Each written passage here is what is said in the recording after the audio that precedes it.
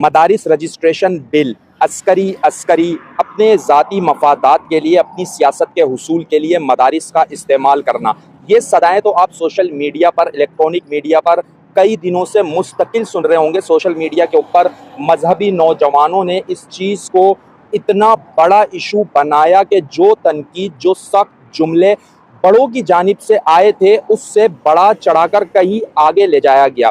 फर्ज करें कि एक इमारत की तामीर से कबल दो इंजीनियर्स आपस में इस बात पर इख्तिलाफ करें कि एक का कहना यह हो कि इसका डिज़ाइन इस तर्ज पर तामीर किया जाए, नक्शा इस तर्ज पर तामीर किया जाए, और दूसरे का कहना हो कि इसका डिज़ाइन, इसका नक्शा इस तर्ज पर तामीर किया जाए।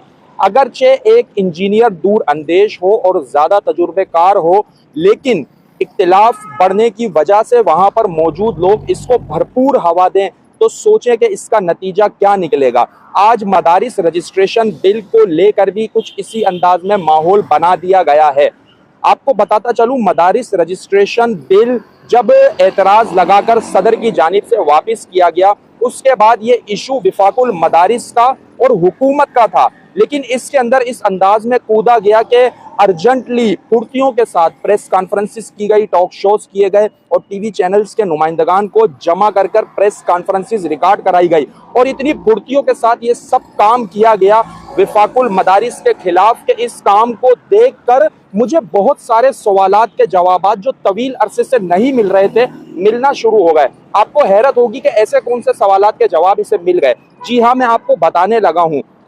आप अगर देखेंगे मुल्क पाकिस्तान के अंदर, तो मदारिस रजिस्ट्रेशन बिल से कई गुना ज़्यादा बड़ा खतरनाक मसला आपको मुल्क में सहाबाए किराम अहले बैत अतहार की गुस्ताखियों की सूरत में नजर आएगा। सहाबाए किराम की तकफीर इसी मुल्क पाकिस्तान के अंदर सरेआम की गई, एक बार नहीं मुतअद्दिद मकामात पर की गई, बड़े बड़े शहरों के अंदर की गई, लेकिन हमें प्रेस कॉन्फ्रेंसिस और टॉक शोज में इस अंदाज में फुर्तियां इससे पहले देखने को कभी भी नहीं मिली। और दोनों तरफ आप देखेंगे, विफाकुल मदारिस की तरफ देखें या अपोजिट साइड पे देखें, दोनों तरफ आपको सहाबा का दुश्मन, सहाबा का गुस्ताख नजर आएगा, और वो नजर आएगा जिसने अलल ऐलान ओरिजिनल कुरान लाने की बात की थी, और इस तरफ आप देखेंगे तो वो मीठी छुरी वाला भी नजर आएगा जो इशारों में सहाबाए किराम पर एतराजात लगाता आया है।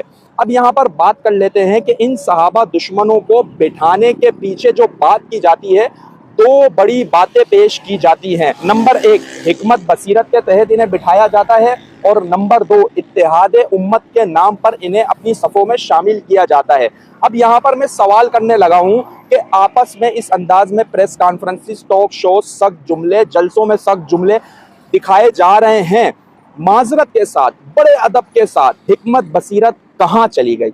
अब यहाँ पर सवाल करने लगा हूँ कि इत्तेहादे उम्मत की ज़रूरत है अपने मसलक से बाहर, अपने मजहब से बाहर वाले लोगों के लिए, तो आज इस इत्तेहादे उम्मत की ज़रूरत यहाँ क्यों पेश नहीं आ रही? आप देखें, एक लम्हे के लिए सोचें कि जब बात मदारिस पर आती है तो हम हिकमत बसीरत दिखाने के लिए, इत्तेहादे उम्मत का मंजर दिखाने के लिए कतन तैयार नहीं होते, लेकिन जब बात अबू बकर सिद्दीक की, पहले मोमिन की, उमर फारूक रजी अल्लाह तआला अन्हु की, उस्मान गनी रजी अल्लाह तआला अन्हु की, अहले बैत सहाबाए किराम की, हज़रत अली रजी अल्लाह तआला अन्हु की आती है, तो हमें हिकमत भी याद आती है, हमें बसीरत भी याद आती है, हमें इत्तेहाद भी याद आता है। कितनी सोचने की बात है। आपके जहन में यह सवाल उठ रहा होगा कि यार, ये काम करने के लिए एक मखसूस गिरोह है और उसकी जिम्मेदारी है, और वो बड़े अच्छे तरीके से करता भी है। इनका काम तो मदारिस का दिफा है, इन लोगों का काम जिनके खिलाफ तुम बोल रहे हो, इन लोगों का काम तो खत्म नबूवत का दिफा है। तो मेरा आपसे सवाल है, क्या सहाबाए किराम अहले बैत अतहार का दिफा, उनकी मदा हर मुसलमान की जिम्मेदारी नहीं है? अच्छा चलो, आपकी बात रख लेते हैं, ठीक है, ये एक गिरोह का काम है, तो वो गिरोह जिसके खिलाफ काम कर रहा है, उसे गोद में बिठाना, उसके लिए बाहों को खोलना, उसके लिए सीनों को कुशादा कर देना, ये कहाँ का इंसाफ है? यहाँ पर भी रुहमाउ बैनहुम बनिए, उस गिरोह को अपने साथ मिलाइए जो सहाबा की मदा कर रहा है, जो सहाबा का दिफा कर रहा है। आप तो उस अबू बकर सिद्दीक के दुश्मन को अपने साथ बिठा रहे हैं, उन्हें अपना बगल बच्चा बना रहे हैं। दोनों तरफ की मैं बात कर रहा हूँ। देखिए, बात मेरी तल्ख जरूर होगी, लेकिन हकाइक यही है कि हम देखें, हमने हिकमत बसीरत को और हमने इत्तेहादे उम्मत को अपने किन मकासद के लिए रखा हुआ है। मतलब मुल्की अमनो अमान अबू बकर बकर सिद्दीक की तकफीर पर ही जरूरी होगा। मतलब मुल्की अमन व अमान अहले बैत अतहार की गुस्ताखियों पर जरूरी होगा। मुल्की अमन व अमान ओरिजिनल कुरान लाने की बात पर जरूरी होगा। मदारिस रजिस्ट्रेशन बिल में कोई मुल्की अमन व अमान नहीं है। अब किसी अमन का खतरा नहीं है जब आपस के अंदर इस अंदाज में सख्त जुमलों का तबादला है। और मजहबी नौजवानों को बिलखुसूस मैं यहाँ पर कहना चाहूंगा, सोचिए, गौर कीजिए, क्या तरजीहात है हमारी, अपने कायद के लिए किस अंदाज में, किस तरीके से, किस लहजे में बात करते हैं हम।